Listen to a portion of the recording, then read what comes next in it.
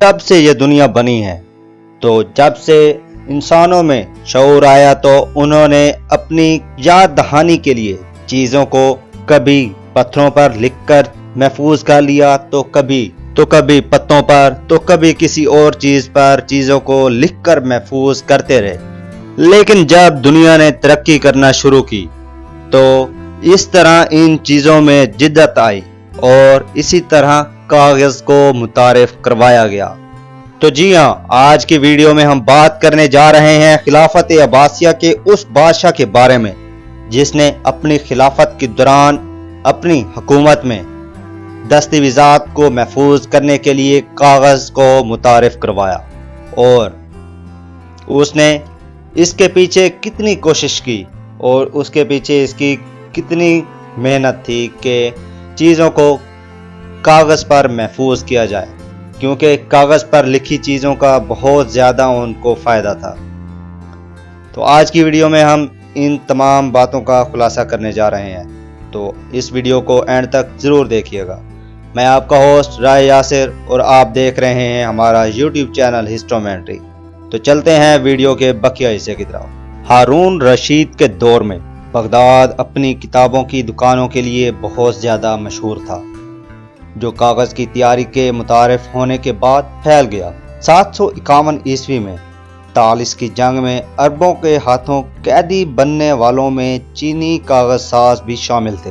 वक्त गुजरने के साथ साथ कागज़ ने पार्चमेंट को लिखने का जरिया बना लिया और किताबों की पैदावार में बहुत इजाफा हुआ। इन वाक़यात का एक इल्मी और मुआशरती असर था, जिसका मुआजना मगरब में प्रिंटिंग प्रेस के मुतारिफ से किया जा सकता है। कागज़ मुवासलात और रिकॉर्ड रखने में मदद करता है। इसने कारोबार, बैंकिंग और सिविल सर्विस में एक नई नफासत और पेचीदगी भी लाई है। 794 ईस्वी में जफा अल बर्मेक ने बगदाद में पहली कागज़ चक्की बनाई और वहां से टेक्नोलॉजी गर्दिश करती रही। हारून का तकाजा था कि कागज़ को सरकारी मामलात में इस्तेमाल किया जाए, क्योंकि कागज़ पर दर्ज किसी चीज़ को आसानी से तब्दील या हटाया नहीं जा सकता था।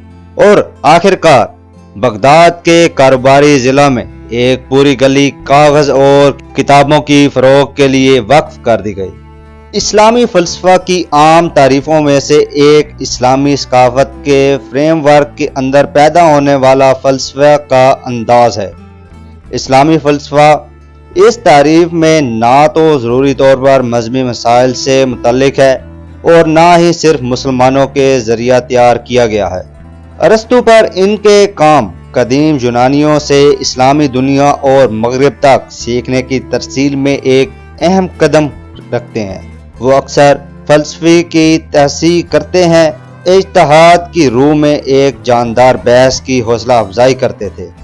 उन्होंने बाअसर असल फ़लसफ़ियाना काम भी लिखे और उनकी सोच को कुरून वस्ता के दौरान ईसाई फ़लसफ़े में भी शामिल किया गया।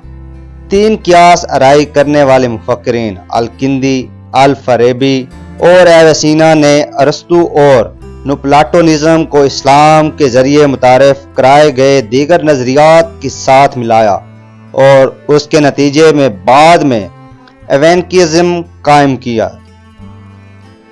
दूसरे बाअसर अब्बासी फ़लसफ़ियों में अल-जहेज़ और इब्न हसीम, जिसको अल-हुसैन के नाम से जाना जाता है, वो भी शामिल थे। ये थी खिलाफत अब्बासिया की एक तारीख कि खिलाफत अब्बासिया ने अपने दौर में कागज़ के फ़रोग़ के लिए किस कदर इक़दामात किए और कागज़ के बने दस्तावेज़ात को फ़रोग़ देने के लिए किस कदर कोशिश की। अगर आप खिलाफत अब्बासिया के बारे में मज़ीद जानना चाहते हैं तो हमारे YouTube चैनल हिस्टोमेंट्री को सब्सक्राइब कर लें और बेल आइकन के बटन को प्रेस कर लें, ताकि इस तरह की मज़ीद हिस्टोरिकल और इंफॉर्मेटिव वीडियोस आप तक पहुंचती रहें। आज के लिए हमें इजाज़त दीजिए, मिलते हैं एक नई एपिसोड के साथ। अल्लाह हाफ़िज़।